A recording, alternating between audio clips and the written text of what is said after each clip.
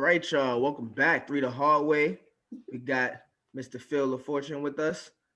Rob, John, married man Rob, whatever John is going by RJ today. Hunter. You heard me RJ the first Hunter. time. You still jacking You heard me RJ the Hunter. first time. Still I arguing. thought you would change it up, but I guess not. We're gonna jump into some quotes, some really good quotes in the media this week. We're gonna start with Stephen A. Smith, my guy, our guy. We all love him.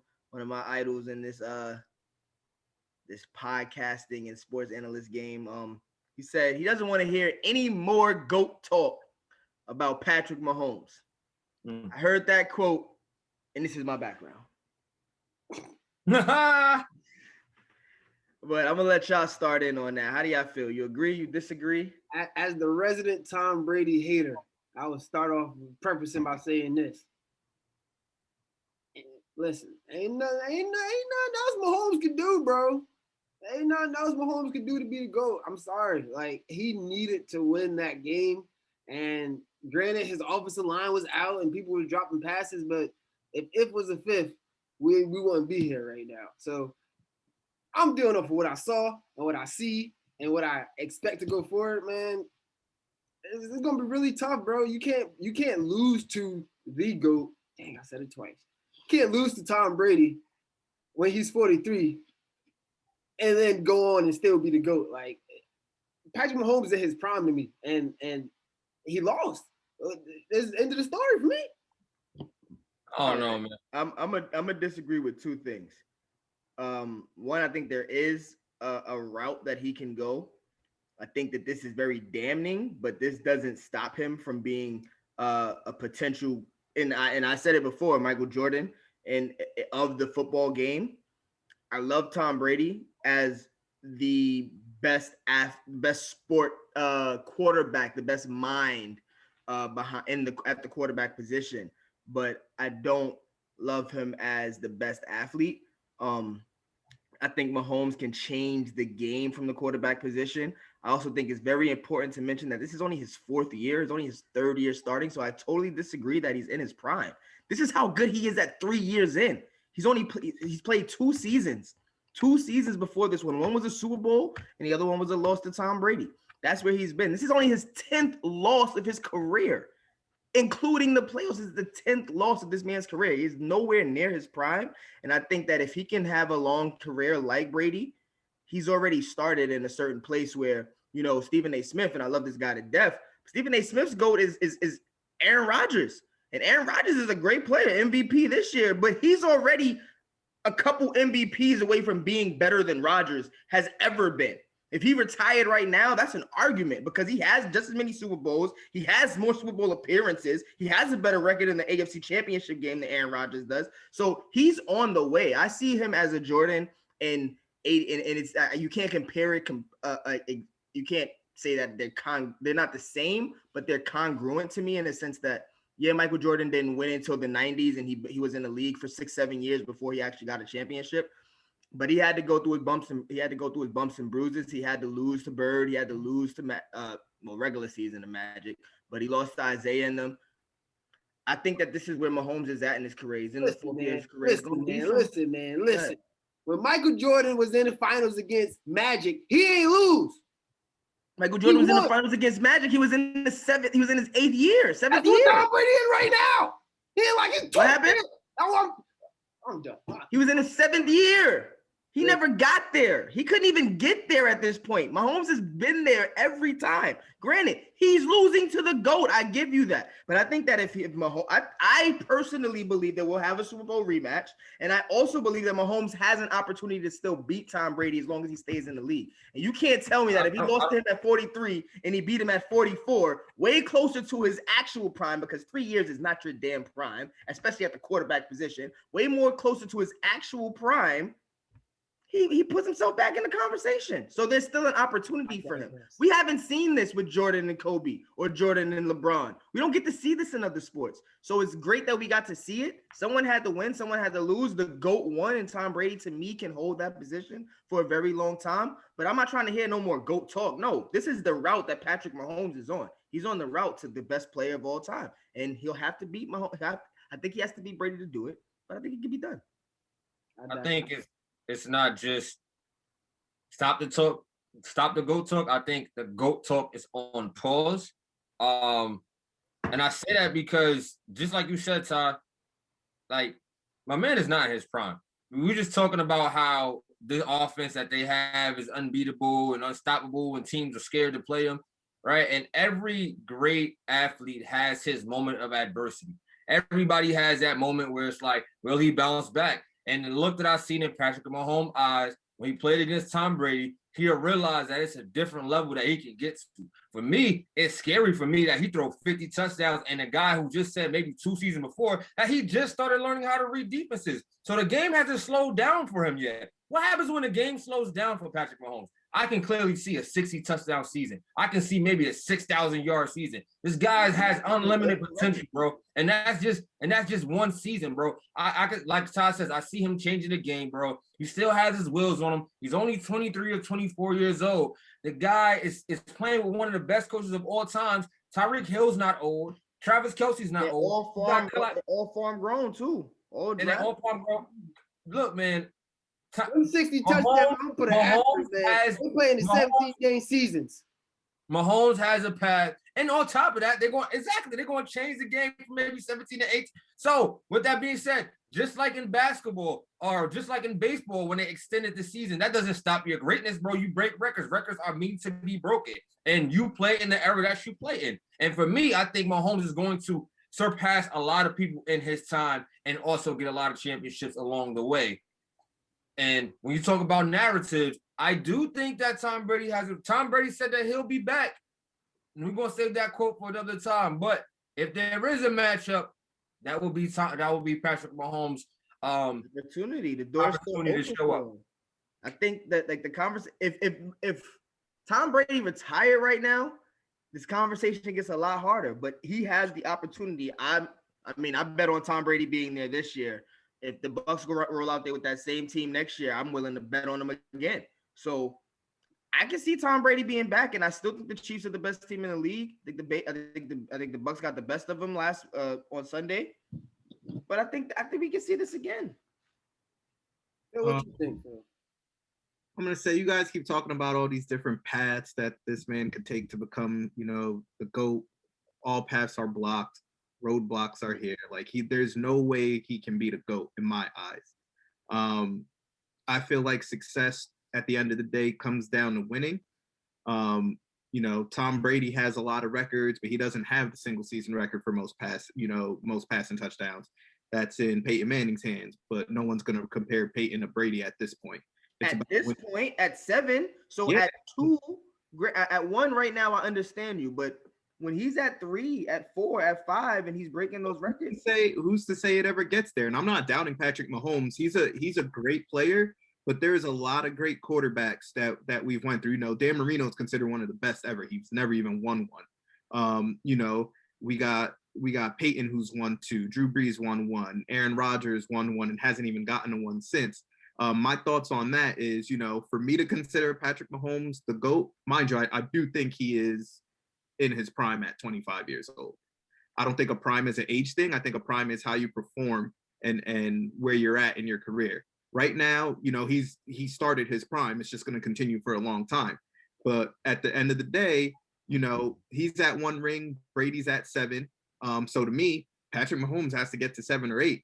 Mm-hmm. And Tom Brady is the GOAT because he got to 7 and people don't get there. And even if he does get to 7, if he doesn't play Brady again, which they may play again, they may not. It only takes for one of those teams to have a bad game and, they don't see each other next year. So if he's at 7 and they're tied, I'm still giving the nod to Brady. Even if he beats Brady once, I'm still going to go with Brady is 2-1 against him in the playoffs, preventing him from going to the Super Bowl one year. I just think there's a lot of obstacles. I just think we're assuming that, Kelsey's going to be around forever. We're assuming that Tyreek Hill is going to be around forever. He has this big contract, whereas Brady took a lot of pay cuts to keep his team together. So I don't think that there's any guarantee. He's on a trajectory to get close, but there's no guarantee. And that's a trajectory to get close. There's no guarantee that he can ever really, truly get there. And lastly, before I'm sure you have your stuff to get back at me here. And lastly, Patrick Mahomes himself, I've watched him not play good games. So even though he's only lost 10 games, you know, he was getting blown out by Houston last year. It took a lot of bad coaching decisions for him to come back. Yes, he played great, but he's been in a position to lose. I'm not trying to hear that when Brady was down 28-3 in the Super Bowl. Bad coaching decisions. Atlanta handed him a Super Bowl. Last Super Bowl, he didn't have a great performance either. Again, that's another Kyle Shanahan situation where he ended up coming back. So it's not like he always shows up and plays great in these big games. And that leads to my question to you, because we're making it seem like Tom Brady is Jordan in the finals. He's not undefeated. He's not been there every year. Right now, Patrick Mahomes has only lost to Tom Brady in the playoffs. So if Tom Brady's in the picture, then in my mind, he's going to see him again. And if he's not in the picture, then ain't nobody beat him yet. And if you agree that he's even at the beginning of his prime, I do believe what John says, that the game is going to slow down for him the same way it did for the other great quarterbacks. When those years happen and there's no Brady, who's to say he doesn't go back? And when he does go back, my question to you is, before I even get too deep into this, because we have to move on. If he wins 8 with a better record than Brady in the Super Bowl, you have to catch that. If he wins 7, if he ties him and never beats Brady, but he goes 7-1, 8 I'm lying, 8-1, 8-1. If he goes 8-1 to Brady 7-3, and let's say they never play again. Let's say Brady doesn't make it back, or he doesn't make it back next year, and they don't play again, but he makes it to 8, and he only loses this. The only stain is this loss to Brady at 43. Rob, at 25 years old, you saying that he can't be considered the GOAT? Nope. Let me throw another monkey wrench. Let me throw another monkey wrench. Let's say he does that, and he has 3 more 50-yard touchdown seasons. Bro, and he won 7. The man at 43. It comes down to Super Bowl wins. If he gets 8, I'll have to call him the GOAT. If Tom Brady has 7, what I'm saying is that it's highly unlikely. I don't think he's going to play until 43. I don't think that team. I don't think he's going to have to. That's why I have him next to Jordan right now, because I think he's that dynamic. And granted, yes, he did lose this game. Yes, he did not have a great game. And Phil, you're right. Every game is not going to be extremely dynamic for a quarterback, even with them being wins sometimes. But like you said, winning is most important. I've seen Tom Brady have some horrific games too. And last year they made the playoffs. That offense was terrible. And last year the New England offense made the playoffs. It happens. I'm looking at the trajectory of what he's done so far, only losing to Brady in the playoffs, only losing 8 games in 3 seasons. I like the way it looks for him. I'm looking at 50% in the Super Bowl, and Tom Brady at 70 right now. Mm-hmm. I can respect that. It's a long stretch to it, but I still think there's a path. It's a long stretch. Right. Another quote. We're gonna switch. No, we're gonna keep it football. Let's keep it football. Carson Wentz should be traded by this week, said Adam Schefter. Now we are deeper into the week. By the time everyone sees this show, we'll be at the end of the week. So I guess we'll bring it to the panel. We'll by the time we air, will Carson Wentz be traded, and where does he fit? Where's the fit for Carson Wentz?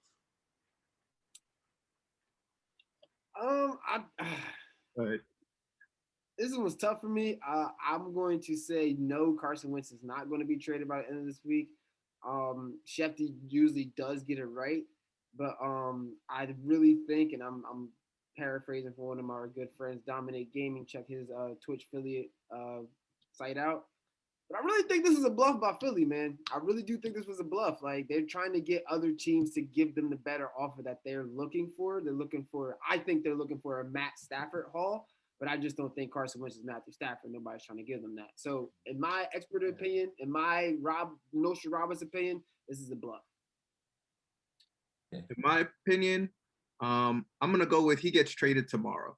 So tomorrow's Thursday. Mark it. It'll be Saturday when this show drops. He will be on another team. Where do you like him, or where do you see him, even if you don't like him there? Right now, I personally see it being a 2-team race. I'm going either with the Chicago Bears or I'm going with the Colts. I feel like they won't trade him in division to Washington. There's a few other teams out there, but I think it's a 2-team race. I do believe it was part bluff, but I do think there's offers on the table. I just think it's getting to the point where they're realizing that they're not going to get what they want for Carson. They're not going to get, the Matt Stafford deal.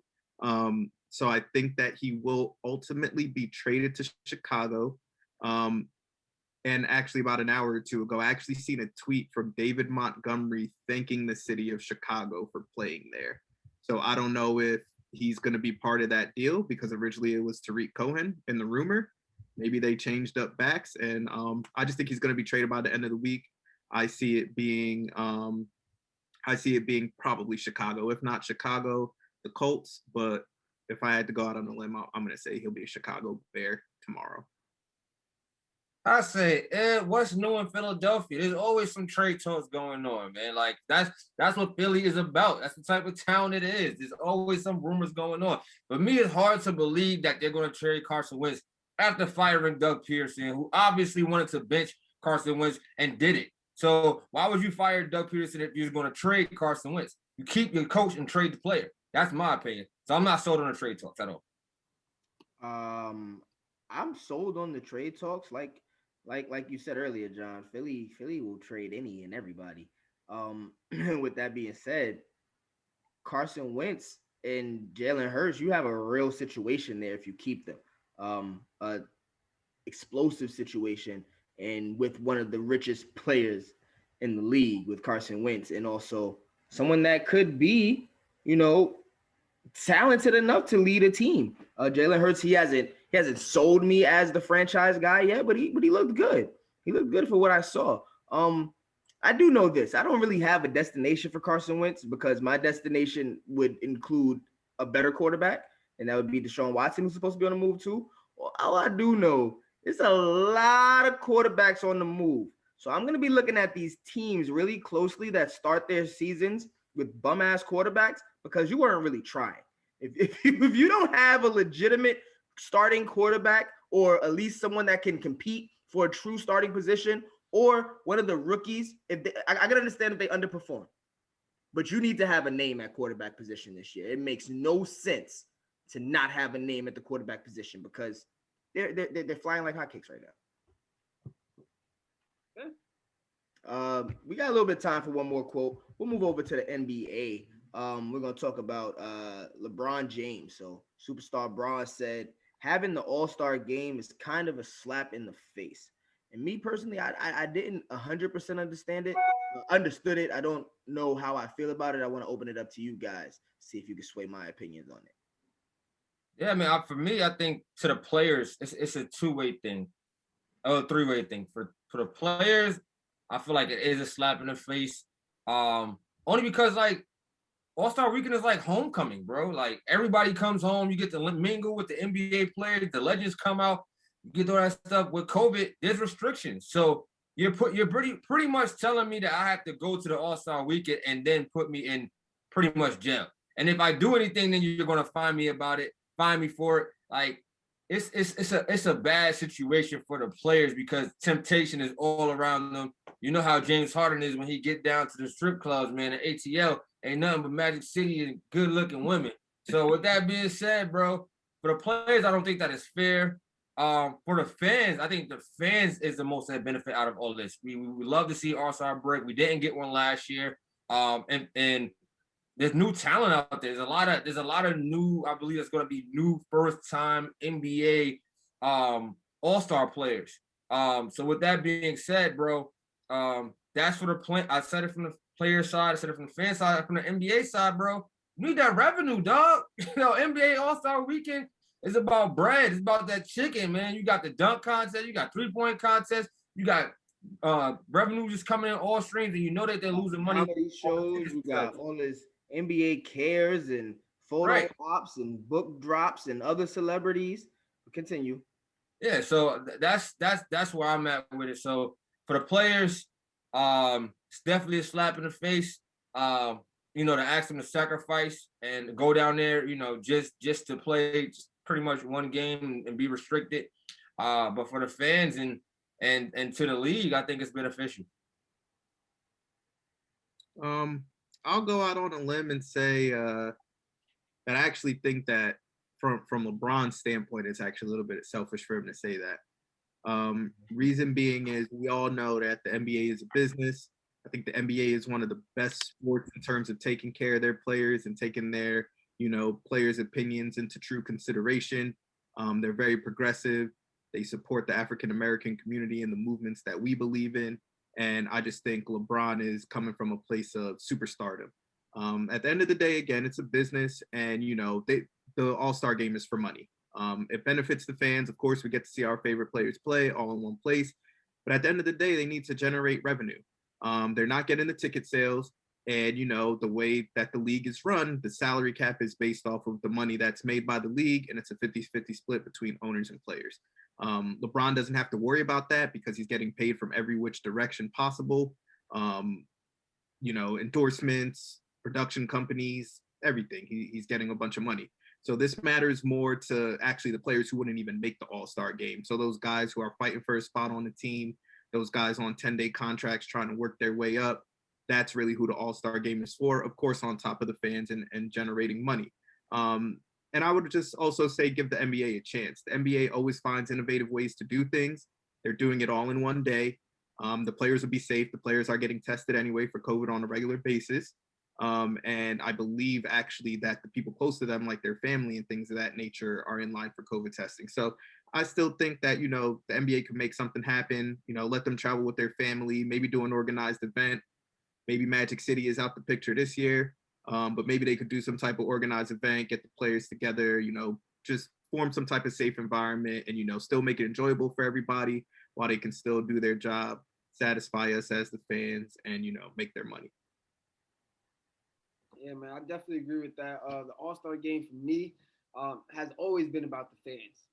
The whole All-Star weekend has been a culmination of events that are put on to entertain the fans, to showcase the best talent. Now, what I do think could happen is that players like LeBron, like Giannis, like Kawhi, who don't agree with, the All-Star game for whatever reason, take a step back. But I'm still trying to see somebody dunk on somebody's head in one of the greatest pickup basketball games we've ever seen. And at the end of the day, like Phil was saying, it's about making money. And like, if it wasn't for these All-Star events, for these big TV contracts that the All-Star game is going to create, LeBron wouldn't be making $40 million a year. You know what I mean? So like, I'm not a huge fan of that right there. To me, it's a double-edged sword because although I agree with you, Rob, like the NBA is how LeBron makes as much money as he makes, but I also feel like LeBron is his own brand, and I feel like a lot of these guys they don't owe the NBA anything in that sense. That if it wasn't the NBA, it would be the ABA, or it'd be the CBA, or it'd be this. There would be a league of athletes playing basketball. So don't hold it over my head as if I have to do this because we set it up for you to be such a a celebrity star. I mean, the sport itself is what carries it, not the administration running it, in my opinion. But at the same time, I do feel the league having to try to find ways to make money, and I think it's also important to say that for what it's worth, this league and its players have a better relationship than most leagues in their play, at least American leagues and their star players. So I think like Phil said, maybe if it wasn't selfish, it was a little quick tempered to say something that harsh. Maybe he didn't know it was that harsh, but it kind of makes you feel like the relationship between the league and its star players isn't as good as we think it is. And that's where my mind went, because like there are ways, and the NBA has been innovative with surviving through COVID to both their stars' delight and dismay. So the other part to it to me is, if LeBron sits out, if Kawhi sits out, if Giannis sits out, then are we really? Yeah, the big fans are watching this game. Revenue that they're looking to receive, they will not receive. Yeah, us the true fans, we're gonna watch it anyway. But I don't think that they would receive the revenue that they were trying to receive. So if all the stars started sitting out, you got guys like Julius Randle as all stars because he has decent numbers, but the 4 or 5 power forwards that you would put above him aren't. So so I just feel I'm just saying I just don't know if that's what we actually want to see, or if that's what they actually want to put out. So still torn, but I think we're done with time on this topic, so we got to move on to our next one.